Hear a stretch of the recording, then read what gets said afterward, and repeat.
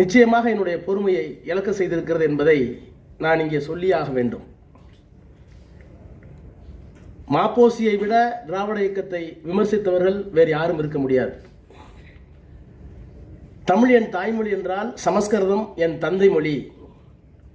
பாரத பண்பாடுதான் நம்முடைய பண்பாடு. சமஸ்கிருதத்தை நாம் எல்லோரும் கற்க வேண்டும்.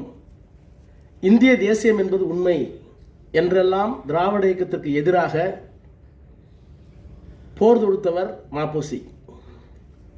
அவருக்கும் சிலையை நாங்கள் தான் திறந்தோம், நாம் தான் திறந்தோம். இன்றைக்கு மாப்போசி செய்யாத வேலையை கூட இன்னும் கொஞ்சம் அதிகமாக சில அறிஞர்கள், ஒரு காலத்தில் நான் அதிகம் நேசித்த அதிகம் படித்த தமிழ் அறிஞர்கள் எல்லாம் இன்றைக்கு சுபவியை தாக்குகிறார்கள். உள்ளபடியே கவலைப்படுகிறேன், ஆத்திரப்படுகிறேன், அவர்களுக்கு பதிலளிக்க எண்ணுகிறேன். வார்த்தைகளுக்கு அளவு இருக்கிறது. அறிவாலயத்து திண்ணையில் ஒட்டி கொண்டிருக்கின்ற குடியேற்றவாதி என்று ஒரு வார்த்தை. என்னிடத்திலே வாலாசா வல்லவன் சொன்னார், இவ்வளவு மோசமாக பேசுகிறார்கள் என்று சொன்னார். எனக்கு கோபம் வந்தது. கோபம் வந்ததற்கு பிறகு அண்ணாவும் கலைஞரும் காட்டிய அந்த பொறுமை வந்தது. நான் சொன்னேன், ஒன்றும் தவறாக இல்லையே. அண்ணா அறிவாலயம், அங்கே படுக்கறை இல்லை, திண்ணை தான் இருக்கிறது, அங்கு உட்கார்வதுதான் அவசியம். ஆனால் கமலாலயத்தினுடைய கழிவறைக்குள்ளே போய் அதை சுத்தப்படுத்துகிற வேலையை நாம் செய்துவிடக்கூடாது என்று அவர்களுக்கு நான் எச்சரிக்கிறேன். அப்புறம் திராவிடர் தமிழர் பேரவை, இது என்ன கருவாட்டு சாம்பார் இப்படி சொல்லலாமான்னு கேட்டார் வாலாசா வல்லவன். நான் கேட்டேன், அதுவும் சரியாக தான் சொல்லியிருக்காரு.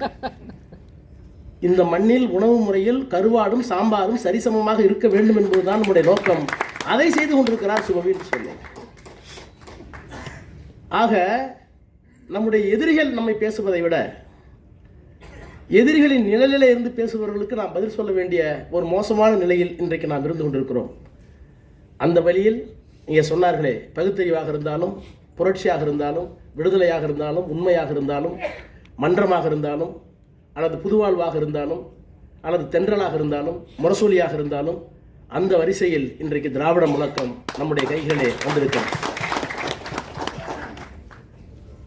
இதை அவர் நடத்துகிற போது இருக்கின்ற நெருக்கடிகளை எல்லாம் நம்முடைய நக்கீரன் கோபால் இங்கே சொன்னார். நான் சுபவி அவர்களுக்கு சொல்லுகிறேன், இந்த பத்திரிகையை நீங்கள் அல்ல, நாம் எல்லோரும் சேர்ந்து தொடர்ந்து நடத்துவோம்.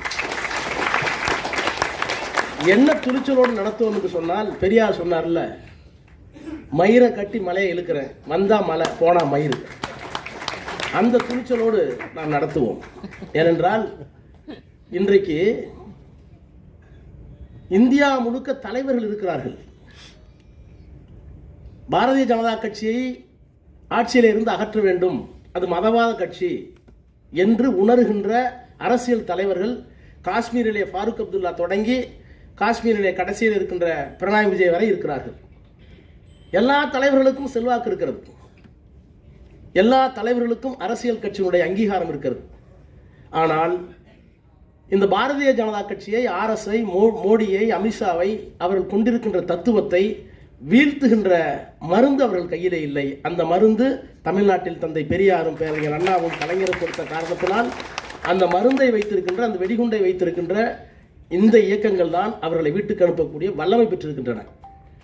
அதனால தான் அவர்கள் நம்மை பார்க்கிறார்கள்.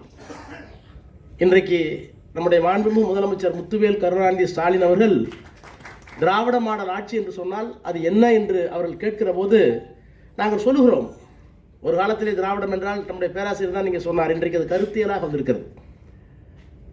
இந்த திராவிடம் என்கிற வார்த்தையை நாம் விட்டுவிட்டு தமிழ் என்று போனால் ஆரியம் இங்கே வந்துவிடும்.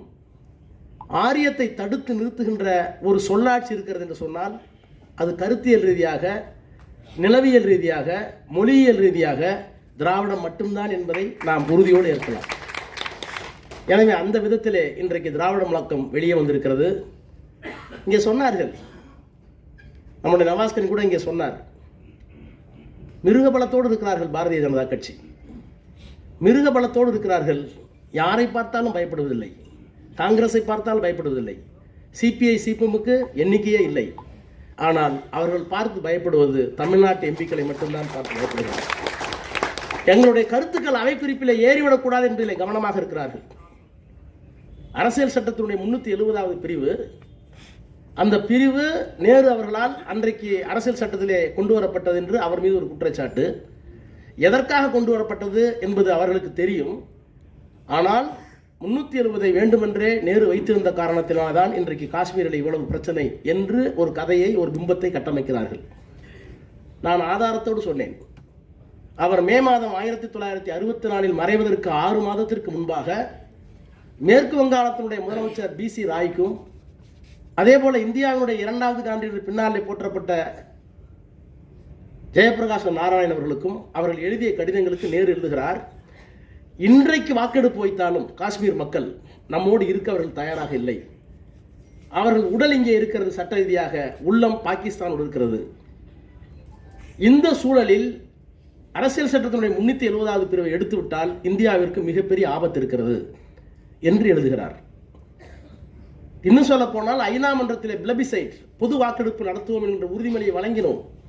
நேரு மீது உள்ளபடியே குற்றஞ்சாட்டுவதாக இருந்தால், மாநில சுயாட்சியை, மாநில சுய நிர்ணய உரிமையை குற்றஞ்சாட்டுவதாக இருந்தால் நேரு மீது ஒரே ஒரு குற்றச்சாட்டு வைக்கலாம். என்ன குற்றச்சாட்டு? சொன்ன வாக்குறுதியை தவறினார் என்று குற்றச்சாட்டு வைக்கலாம். உள்ளபடியே சொல்வதாக இருந்தால் என்ன சொன்னார்? காஷ்மீரை இணைக்கிற போது 370 கொண்டு வருகிற போது ஒன்றை சொன்னார், நாங்கள் பொது வாக்கெடுப்பு நடத்துவோம், பிளபிசைட், அந்த மக்கள் காஷ்மீரோடு இணைந்தால் எங்களுக்கு வருத்தம் இருக்காது என்று சொன்னவர் நேரு. நாடாளுமன்றத்தில் சொன்னவர் நேரு. ஆனால் சொன்னதற்கு மாறாக இந்தியாவுடைய ஒருமைப்பாட்டுக்கு கருதி உங்களுடைய நலம், என்னுடைய நலம், அவருடைய நலம், எல்லா சுயநலமும் பொதுநலமும் கலந்து ஐநா மன்றத்திலே போய் சொன்னார், நாங்கள் 3 தேர்தலை நடத்திவிட்டோம். 63 ஆண்டு நாங்கள் 3 பொது தேர்தலை நடத்திவிட்டோம். அந்த 3 பொது தேர்தலும் அமௌண்ட் பிளபிசைட், அதை பிளபிசைடாக வைத்துக் கொள்ளலாம், பொது கருத்து கணிப்பாக வைத்துக் கொள்ளலாம், அந்த தேர்தலே போதும், அவர்கள் எங்களோடு இருக்கிறார்கள் என்று அங்கே சொன்னார். அதில் உண்மை இருந்ததா என்பது விவாதத்திற்குரியது. ஆனால் அது உண்மையோ பொய்யோ, அதற்கு பின்னால் அவருக்கு இருந்த தேசபக்தி, அவருக்கு பின்னால் இருந்த நாட்டுப்பற்று இன்றைக்கு அவரை நேருவியன் பிளண்டர் என்று அமித்ஷா சொல்லுகிறார். நான் இன்னும் சத்தம் போட்டேன், மிஸ்டேக்னு கூட சொல்ல தப்பு இல்லை, எல்லாரும் மிஸ்டேக் பண்றதுதான். ஆனால் நேருவியன் பிளண்டர், பிளண்டருங்கிற வார்த்தைக்கு அர்த்தம் தெரியுமான்னு கேட்டேன், என்ன உட்கார வச்சிட்டாங்க. 1963 வரை அவர் எழுதிய எல்லா கடிதங்களிலேயும் 370 தற்காலிகமானதுதான், ஆனால் அந்த மக்கள் நம்மோடு வருகின்ற மனநிலை இல்லை, அவர்களுக்கு பாசம் இன்னும் பாகிஸ்தானோடு தான் இருக்கிறது என்பதை தொடர்ந்து தொடர்ந்து தொடர்ந்து தொடர்ந்து நாடாளுமன்றத்திலே வெளியே சொன்னவர் நேரு. அந்த நேருவை இன்றைக்கு தேசத்திற்கு எதிரானவராக, இந்த தேசத்தை ஏதோ விட்டு கொடுத்தவராக, அணுக தெரியாதவராக, அரசியல் ஞானம் இல்லாதவராக அவர்கள் சித்தரிக்கிறார்கள் என்றால் எப்படி பெரியாரை ஏற்றுக்கொள்வார்கள்? எப்படி அம்பேத்கரை ஏற்றுக்கொள்வார்கள்? நாங்களா சொன்ன தனின்னு இப்போ அம்பேத்கர் உள்ள வாங்கி சிரிச்சு முடிச்சிட்டீங்க. அநேகமா அம்பேத்கர் இந்துத்துவ அம்பேத்கர் ஆயிட்டார். நான் தான் அடிக்கடி சொல்லுவேன், பொட்டெல்லாம் கட்ட முடியாத ஒரே நெருப்பு பெரியார், மற்ற எல்லாத்துக்கும் பொட்டெல்லாம் கட்டிட்டான். இந்துத்துவ அம்பேத்கர் என்ன சொல்றாங்க? அம்பேத்கர் இஸ்லாத்துக்கு போகவில்லை, அம்பேத்கர் கிறிஸ்தவத்துக்கு போகவில்லை, அம்பேத்கர் பௌத்த